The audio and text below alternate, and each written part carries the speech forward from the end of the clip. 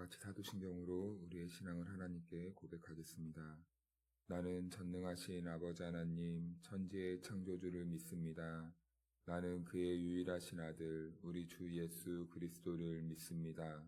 그는 성령으로 잉태되어 동정녀 마리아에게서 나시고 본디오 빌라도에게 고난을 받아 십자가에 못 박혀 죽으시고 장사된 지 사흘 만에 죽은 자 가운데서 다시 살아나셨으며 하늘에 오르시어 전능하신 아버지 하나님 우편에 앉아 계시다가 거기로부터 살아있는 자와 죽은 자를 심판하러 오십니다.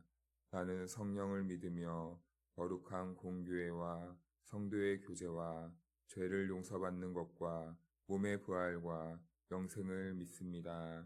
아멘. 찬송가 411장 내 맘속에 다 같이 찬양하겠습니다.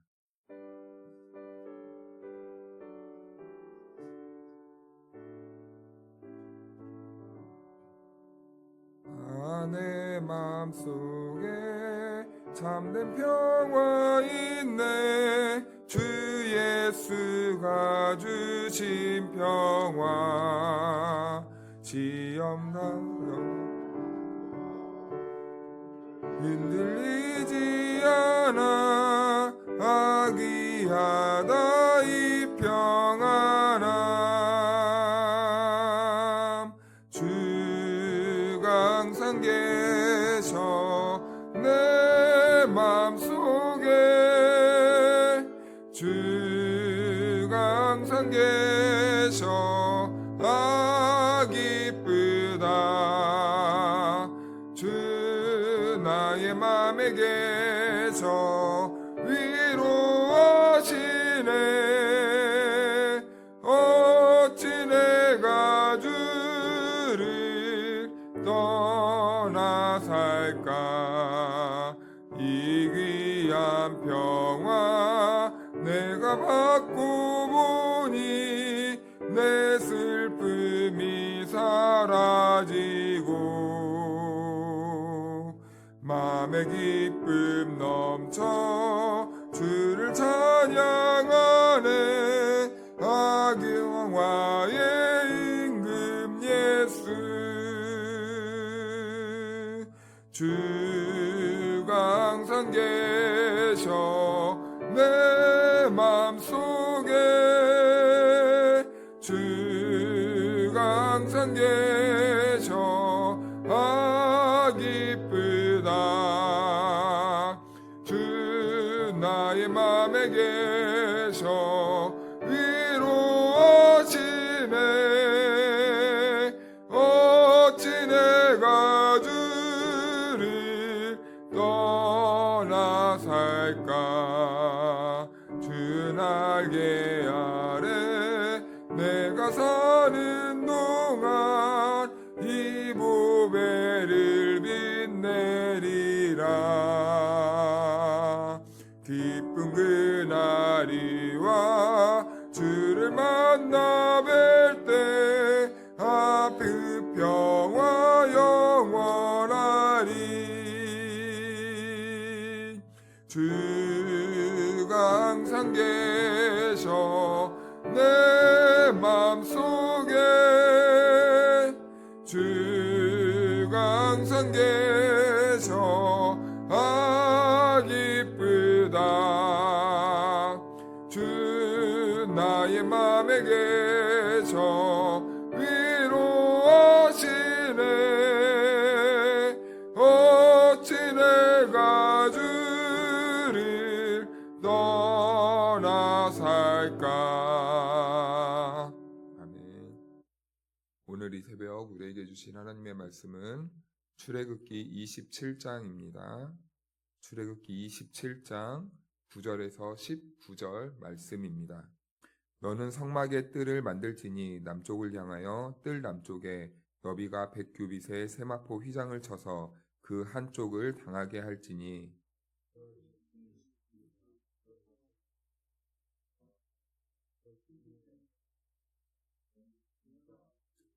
그 북쪽에도 너비가 100규빗의 포장을 치되 그 기둥에 스물이며 그 기둥의 받침 스물은 노수로 하고 그 기둥의 갈고리와 가름대는 은으로 할지며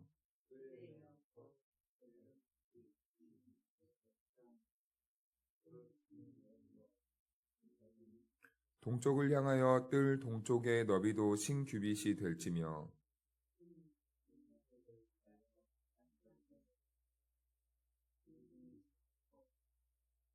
문 저쪽을 위하여도 포장이 15규빗이며 그 기둥이 셋이요 받침이 셋이며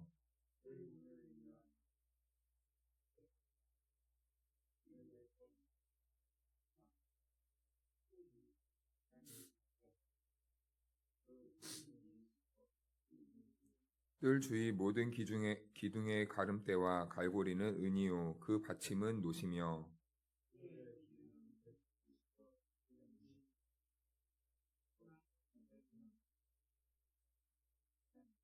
함께 읽겠습니다. 성막에서 쓰는 모든 기구와 그 말뚝과 뜰의 포장 말뚝을 다 노스로 할지니라. 아멘. 할렐루야. 네, 하나님의 은혜와 평강이 우리 모두에게 함께하기를 주님의 이름으로 축원합니다. 네, 성막의 뜰이 나옵니다. 성막의 뜰에는요 번제단이 있고 물두멍이 있습니다. 그래서 이것을 놓는 마당을 성막의 뜰이라고 합니다. 그런데 성막의 마당에 그 넓이는 약 한 45m 정도를 이렇게 확보를 합니다. 그리고 거기에는요 세마포 휘장을요 사방으로 쳐야 됩니다. 또 그 세마포 휘장을 치기 위해서는 이제 각각의 기둥을 이렇게 울타리를 만들듯이 이렇게 쭉 쳐야 되는 거죠. 그래서 이 동과 서쪽에는 총 10개, 그리고 남과 북으로는 총 20개, 20개씩 총 그래서 동서 10개, 10개, 남북 20개, 20개 해가지고 60개의 기둥을 세우게 됩니다. 이 60개의 기둥을 세우는 것은 이제 그 세마포 휘장을 쳐야 되기 때문에 세우는데요. 이것은 이제 그 성막의 울타리를 말하는 거죠. 울타리를 말하면서 보호의 개념이 있는 것입니다. 이 예수 그리스도의 그 보호 아래 그 성막이 있다는 것을 이렇게 보여주면서 이 기둥, 이 세마포 휘장을 치기 위한 이 기둥 재료도 그래서 이 조각목으로 만들고 그 테두리를 이 노수로 감싸게 됩니다.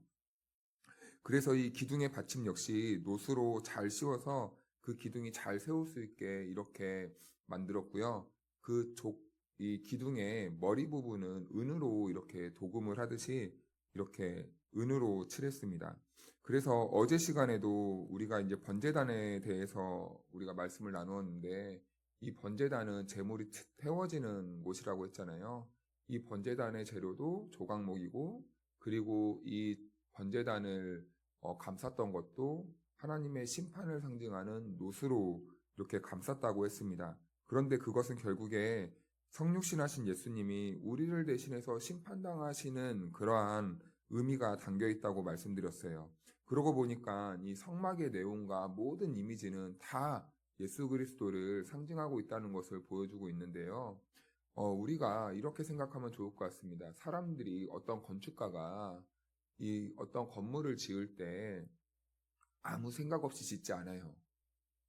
넓이도, 높이도, 깊이도, 그리고 모양도, 이 내부 인테리어도 다 하나하나 그 목적과 그 건물의 쓰임과 그 건축자의 철학이 담겨 있어서 그 건물을 만듭니다. 정말 아무 생각 없이 만들지 않아요. 아이들도 이렇게 이 소꿉놀이를 하는 거 보면요. 여기는 누구 방, 여기는 누구 방, 여기는 이런 모양으로 해야지, 여기는 이런 그림을 걸면 좋겠지. 이런 식으로 다 각자만의 아이디어와 디자인을 가지고 철학을 담아서 건물을 짓습니다. 이렇듯이 하나님을 예배하는 이 성막 역시도 마찬가지라는 거예요. 하나님이 직접 디자인하시고 직접 설계를 하시면서 이것은 그리스도를 보여주기 위한 하나님의 철학이 담긴 이 성막의 모습이라는 거죠. 그렇기 때문에 하나님은 정말 세심할 정도로 이것을 사용하는 재료와 그리고 그 재료가 가진 그 당시의 그 의미들과 하나님의 뜻을 반영하여서 그리스도 예수를 보여주기 위한 하나님의 그 설계 작품이었다는 것이죠. 그래서 그 성막 안에 들어가면요. 구석구석 요소요소마다 하나님께서 우리를 위해 자기 아들을 보내실 것을 그리고 보내신 그 예수님의 그 모형을 우리가 발견할 수 있게 되는 겁니다. 그래서 모든 것들이 다 이 성막은요. 모든 기구물과 모든 디자인과 모든 색깔까지 그리고 모양까지 다 예수 그리스도께 초점이 맞춰져 있다는 것을 우리는 발견할 수 있는 거예요. 그리고 12절에서 15절 말씀을 보니까 이제 포장을 칩니다. 그런데요, 그 포장을 칠 때 여기도 동쪽으로 문을 내라 이렇게 말씀을 하셨어요. 그래서 계속 강조드리지만 인간은 타락한 후에 동쪽으로 떠났습니다. 하나님이 계신 반대편으로 떠난 거죠. 그래서 하나님께서는 두 팔을 벌려서 자기 자녀들을 맞이하기 위한 그런 모습이라도 하듯이 동쪽으로 떠난 곳을 바라보면서 동쪽으로 다시 돌아오길 회개하길 원하시는 이 하나님의 사랑이 이 문에도 담겨져 있다는 겁니다. 그래서 이 성막의 문은요 반드시 동쪽으로만 나 있어야 돼요. 나갔던 영혼들이 다시 돌아오길 바라는 그곳을 바라보면서 늘 두 팔 벌려 계시는 우리 아버지의 마음이 이 문에도 담겨져 있다는 겁니다. 그래서 우리 17절 18절 말씀을 우리 다 같이 한번 다시 읽어볼까요? 시작. 뜰 주위 모든 기둥의 가름대와 갈고리는 은이요 그 받침은 노시며 뜰의 길이는 100규빗이요 너비는 10규빗이요 세마포 휘장의 높이는 5규빗이요 그 받침은 노시며. 아멘. 네, 세마포 휘장의 높이는요 약 2.5m가 됩니다. 그래서요 이 2.5m가 되면요 밖에서 이 안을 보고 싶어도요 이렇게 꽁지발을 들어도 못 봅니다. 그리고 이 당시에는 지금 제가 키가 180 정도 되는데 이 당시에는 훨씬 작았을 거란 말이에요. 아무리 보고 싶고 점프를 뛰어도 못 보는 구조로 되어 있어요. 그런데요 안은 보지 못하지만 소리만 들리게 되어 있습니다. 이것은 무엇을 말하냐면 교회의 신비성을 말하는 겁니다. 아무나 볼 수 없어요. 세상은 교회를요 외관으로 판단합니다. 그렇게 봅니다. 그런데요 이 교회 안에서 일어나는 모든 영적인 일들은 그 세상의 밖에서는 볼 수 없는 거예요. 온전히 이해하지 못합니다. 안에 들어와 봐야 이 사람들이 이런 일을 하는구나 라는 것을 볼 수 있게 되는 거죠. 그래서 성막 구조를 보면 지성소와 성소를 4개의 천으로 덮고 있지만 밖에서 보면 지붕만 보이는 거예요. 그 안에서는 어떠한 일이 일어나도 볼 수가 없게 이렇게 구조를 하고 있습니다. 그래서 바울은 교회를 말할 때요 이 신비다라고 말해요. 그래서 우리가 세상 사람들이 아무리 우리 교회를 보고 이렇게 오해를 하는 경우도 있습니다. 그래서 이 초대교회 때도 교회 안에서 이 성만찬하는 것을 보면서 이것은 내 살이요 내 피다 라는 이 소리만 듣게 되잖아요. 그러니까 밖에 있던 로마 사람들이 아니 무슨 교회는 사람의 살과 피를 먹어? 쟤네들 식인 종교 아니야? 그러면서 오해를 했었습니다. 그것은 겉으로만 보기 때문이죠. 그 안에 어떠한 진리가 담겨 있고 어떠한 보석과 같은 그 가르침이 있는지 모릅니다. 세상은요, 이것을 별 볼 일 없는 우리의 이 신앙생활하는 우리 모습을 보면서 사람들은 별 볼 일 없다 판단할 수가 있어요. 교회 안에 들어가는 사람들의 겉모습을 보면서 저 사람들은 그냥 교회 나가나 보다 이 정도로만 생각할 수 있는데 알고 보니까 우리와 같이 힘이 없어 보이고 가진 것 없고 그리고 연약한 사람들이 교회에 모여서 오히려 세상을 부끄럽게 할 만큼 선한 능력으로 세상을 변혁시키는 그러한 일들을 감당하고 있다는 거죠. 그것이 바로 교회가 가진 신비함이고 우리는 그런 교회가 되어야 된다는 겁니다.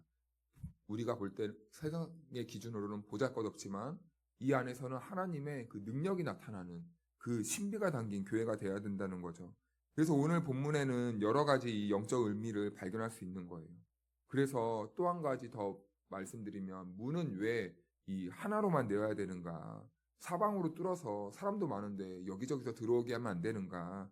단순히 이것을 질서를 잡기 위한 것인가? 라고 이렇게 생각할 수도 있지만 사실은 이 문이라는 것은 예수님은 자기 자신을 가리킬 때 뭐라고 말씀하셨냐면 나는 양의 문이다 라고 이렇게 말씀하셨어요. 그래서 그 문으로 들어가지 않는 모든 사람들은 절도요 강도다 라고 이렇게 말씀했다는 거죠. 그래서요 그 예수님이 자기 자신을 가리켜서 그렇게 말한 것은 내가 너희를 구원하기 위한 유일한 길이다. 나로 말미암지 않고는 어느 누구도 구원을 얻을 수 없다 라는 이 의미가 담겨 있는 거죠. 그래서 이 문은 예수님 자신을 가리키는 거예요. 그래서 우리도 예수님으로 통과하지 않으면 우리가 구원을 얻지 못하듯이 오직 길은 유일하신 예수 그리스도 하나다라는 것을 말씀해주고 있는 거예요. 하나님만이 우리를 구원할 수 있고 예수 그리스도를 통과해야만이 우리는 구원을 얻을 수 있는 것이지 여기도 길이 있고 저기도 길이 있고 이런 것은 아니라는 거죠. 그리고 16절을 보면요. 뜰 문을 위해서 청색, 자색, 홍색, 가늘게 꼰 배실로 술을 놓아야 한다. 이렇게 말씀합니다. 배실은 흰색 실을 말합니다. 그리고 청색은요. 이 실에도 다 의미가 담겨져 있는데 먼저 청색은 하나님 나라를 상징해요. 그래서 이 유대인들은 하늘을 바라보면요. 이 청색 하늘을 바라보면서 하나님 나라가 있다라고 이렇게 생각을 했습니다. 그리고 이 자색이 나오는데 이것은 왕의 색을 말합니다. 그래서 예수님도 이 땅에 오셔서 자색의 옷을 입었죠. 그리고 이 붉은 실, 홍색은요, 이 예수 그리스도의 피를 상징하고 있다는 거예요. 그래서 이 실에도 다 예수님을 상징하는 색깔들을 담고 있다는 겁니다. 그리고 흰색은요, 계시록 19장에서 그 의미가 발견되는데요. 8절 말씀을 보면 이렇게 되어 있어요. 빛나고 깨끗한 세마포. 이것은 신랑이신 그리스도의 이 신부가 될 성도가 입게 될 옷의 색깔을 말합니다. 네, 빛나고 깨끗한 세마포. 우리가 입게 되는 것이죠. 이것은 우리가 입을 자격이 있어서 입는 옷이 아니에요. 이것은 신랑 되시는 예수 그리스도가 그 은혜로 우리들에게 입혀주시는 옷입니다. 그래서 이 옷을 입는 우리들은요, 하나님의 은혜라는 것을 알게 되고, 곧 예수 그리스도의 십자가의 희생이 있었기 때문에 우리가 이 옷을 입게 된다는 것을 깨닫게 돼요.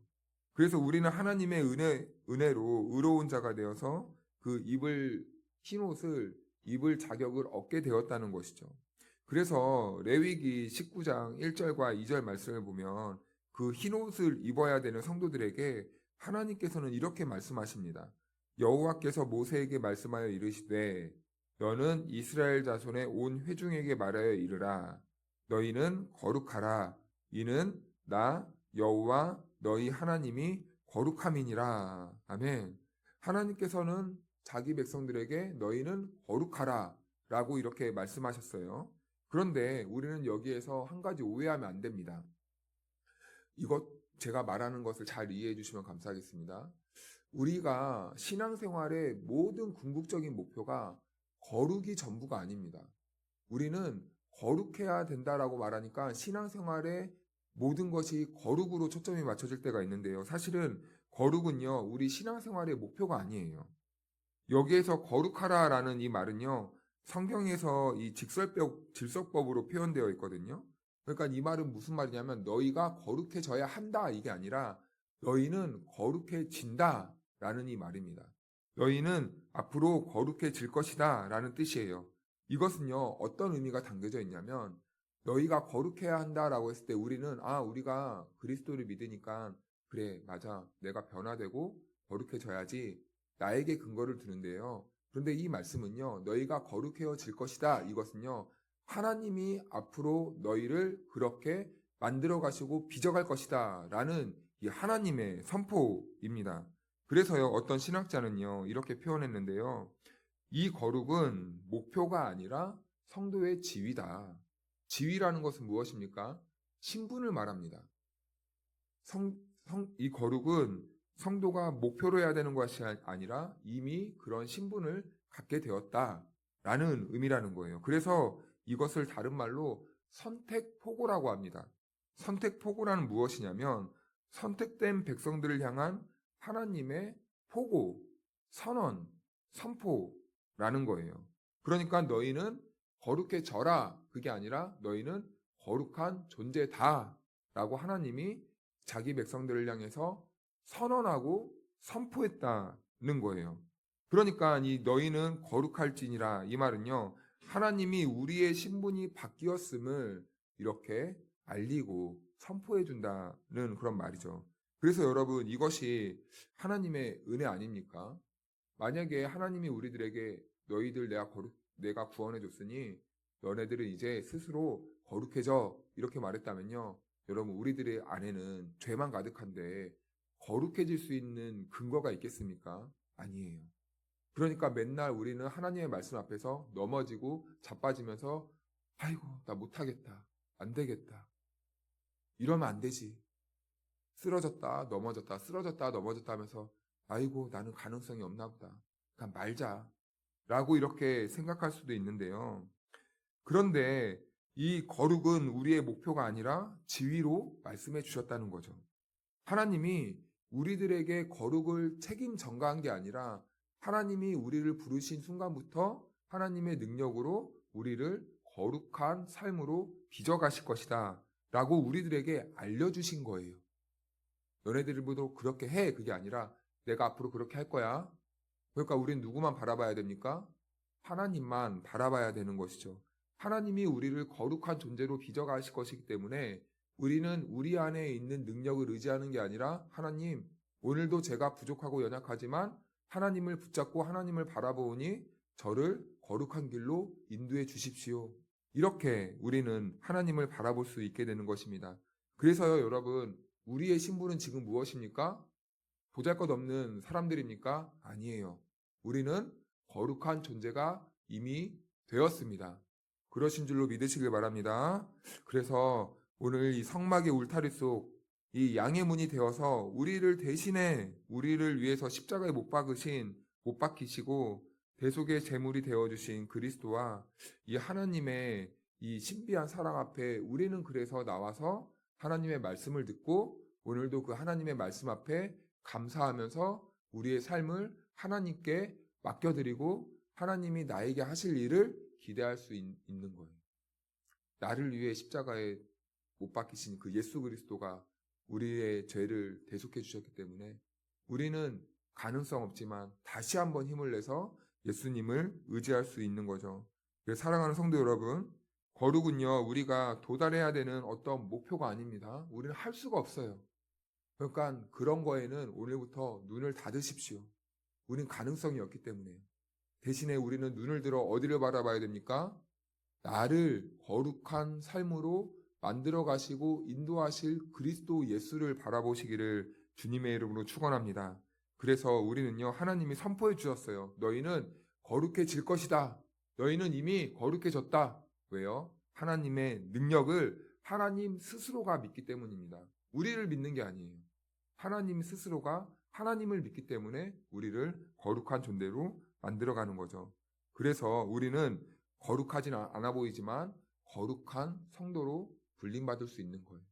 교회가 세상 사람들이 겉으로 보기엔 보잘것없지만 그 안에는 하나님의 신비가 일어나듯이 우리의 모습도 세상 사람들이 볼 때는 너나 나나 뭐가 달라. 그러나 다릅니다. 왜요? 우리 안에는 세상 사람들의 눈으로 보지 못하는 예수 그리스도의 그 신비로운 사랑이 우리 안에 살아있기 때문이죠.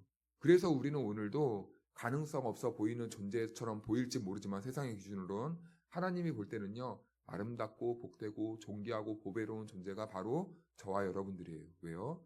예수 그리스도가 살아계시기 때문이죠. 그래서 사랑하는 여러분, 오늘 이 기도의 자리에서 먼저는 우리가 누구인지 다시 한번 돌아보는 그 은혜의 역사가 일어나길 바랍니다. 그래서 우리가 보배로운 존재라는 것을 예수 그리스도의 사랑 안에서 깊이 묵상이 되시고 깨달으신다면 오늘 하나님께 나의 인생을 맡기고 나의 인생을 통해서 하나님의 그 거룩이 드러나기를 우리의 보내진 그 삶의 자리에서 우리가 거룩한 백성으로 살아가기를 다시 한번 믿음의 결단이 일어나는 오늘 이 기도의 자리가 되기를 주님의 이름으로 축원합니다. 기도하겠습니다. 하나님 아버지, 오늘 말씀을 통해 우리가 거룩이 목표가 아니라 하나님이 이미 우리들을 향해서 선포하신 신부님을 듣게 하십니다. 내가 무엇을 해서가 아니라 주님의 은혜로 우리가 거룩한 존재가 되었다는 사실을 알게 하시고 믿게 하시니 감사합니다. 오늘 우리도 내가 누구인지 잊지 않게 하시고 세상 속에서 구별된 마음과 행동으로 살아가게 하여 주옵소서. 유일한 문이 되시는 예수님을 통하여서 아버지 하나님께 나아가게 하시고 그 은혜를 잊지 않게 하옵소서. 성막의 울타리 안으로 우리를 부르신 것처럼 오늘도 말씀 안에서 거하며 주님과 동행하는 하루하루가 되게 하여 주옵소서. 그래서 우리가 세상 사람들과 다르게 거룩한 삶으로 나아갈 수 있도록 성령님 도와주시옵소서. 예수님의 이름으로 기도하옵나이다. 아멘.